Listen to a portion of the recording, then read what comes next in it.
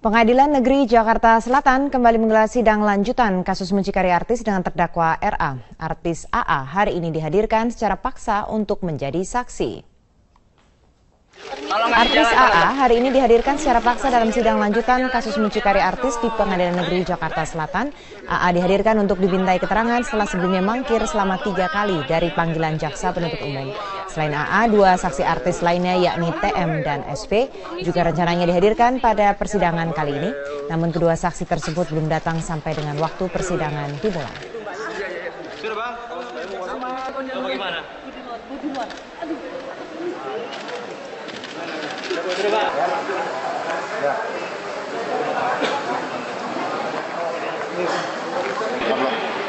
Kalau bang,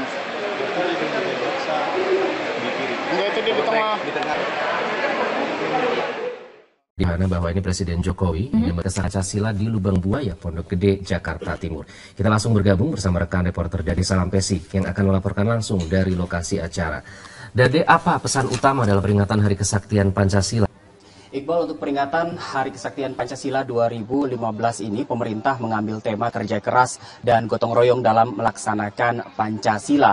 Selain itu, untuk peringatan setengah abad Hari Kesaktian Pancasila di Republik Indonesia ini juga digemborkan atau disosialisasikan slogan Pancasila adalah kita. Slogan ini dimaksudkan agar setiap warga negara ataupun bangsa Indonesia tetap berpegang teguh kepada ideologi Pancasila. Dan jika melihat sejarah, memang Hari Kesaktian Pancasila ini mulai dirayakan mulai diperingati pada 1967, saat itu di era pemerintahan Presiden Soeharto, yaitu Presiden kedua Republik Indonesia, yang mengeluarkan keputusan Presiden nomor 153 tahun 1967 tentang Hari Kesaktian Pancasila. Dan upacara peringatan tadi dimulai tepat pada pukul 8 pagi waktu Indonesia Barat dan berlangsung sekitar 20 menit, dipimpin langsung oleh Presiden Republik Indonesia Joko Widodo sebagai inspektur upacara. Dan peringatan tadi dibuka dengan menyanyikan lagu kebangsaan Indonesia Raya, disusul dengan pembacaan naskah Pancasila oleh Ketua MPR Zulkifli Hasan.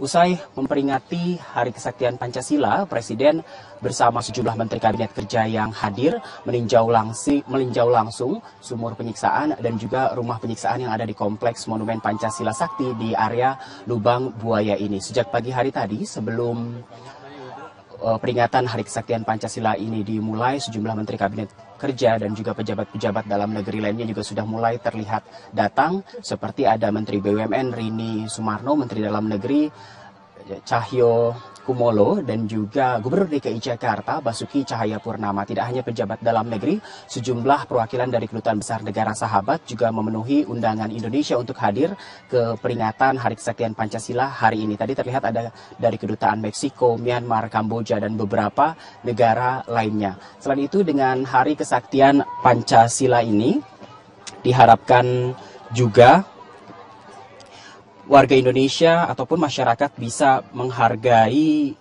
ideologi Pancasila yang dapat mengakomodir kemajemukan bangsa Indonesia. Sumi, Johanna, dan Iqbal, kembali ke Anda. Baik, terima kasih Dade Salampesi melaporkan langsung dari kawasan Lubang Buaya. Selamat pagi pemirsa, 1 Oktober diperingati sebagai Hari Kesaktian Pancasila. Namun peringatan Hari Kesaktian Pancasila ini semestinya tidak hanya sekedar ritual upacara saja, namun lebih pada pelaksanaan nilai-nilai luhur Pancasila. Mengingat sejak reformasi, Pancasila cenderung jauh dari memori kolektif bangsa yang sudah jarang diucapkan dan dibahas dalam kehidupan berbangsa dan bernegara, dan bahkan diperparah dengan isu-isu SARA yang tentunya mengancam persatuan bangsa Indonesia. Nah, bagaimana gotong royong dalam melaksanakan Pancasila? Itu akan menjadi pembahasan kami pagi ini dalam perbincangan khas 8-11 bersama saya Lucia Saharwi. Sudah hadir di studio Bapak Kacung Marijan, Dirjen Kebudayaan Kemendikbud, Bapak Arief Purboyo Mukiat, Deputi 6 Bidang Koordinasi Kesatuan Bangsa Kemenpolhukam, dan Bapak Arianto Nurhadi, putra almarhum Legend TNI Anumerta MT Haryono. Selamat pagi semuanya. Selamat pagi. Ya, sebentar lagi ya, tanggal 1 Oktober kita biasanya memperingati Hari Kesaktian Pancasila ya, Pak Kacung. Selalu ada peringatan Hari Kesaktian Pancasila setiap tahunnya. Nah, bagi Ditjen Kebudayaan, apa makna peringatan Hari Kesaktian Pancasila ini? Itu memberikan peringatan kepada kita bahwa ideologi bangsa yang menjadi ideologi final itu ternyata masih dipahami belum final oleh kelompok-kelompok tertentu. Maksudnya belum final bagaimana Pak? Ya ada yang ingin mengganti itu kan belum final. Oke. Kan? Kalau sudah final kan nggak ingin diganti. Iya. Nah, jadi peringatan ini untuk mengingatkan kita semuanya. Kita harus menjaga Pancasila itu sebagai ideologi final. Kan harus disingkirkan karena memang kita sudah menyepakati itu. Dan bagi kita tidak hanya sekedar menjadi slogan itu ideologi final. Iya. Tapi bagaimana itu menjadi bagian dari kehidupan berbangsa dan bernegara sehari-hari. Oke, tapi benar tidak Pak menurut Anda bahwa sejak reformasi Pancasila ini cenderung dilupakan begitu? Sebetulnya enggak juga, bahwa misalnya secara formal tidak ada lagi penataran P4, iya. Tapi tidak berarti kemudian Pancasila dilupakan semua juga enggak. Bisa saja pelajaran yang berkaitan dengan Pancasila juga masih ada. Orang yang berusaha untuk mengamalkan Pancasila juga ada. Ya kan ketuhanan yang Maha Esa. Kita percaya kepada ada Tuhan. Kan masih banyak tuh. Kemanusiaan, orang yang punya perhatian kepada nilai kita juga banyak. Oke, ada yang gontok-gontokan, tetapi yang ingin persatuan juga masih banyak. Jadi niat dan tekad untuk mengamalkan nilai Pancasila juga masih banyak.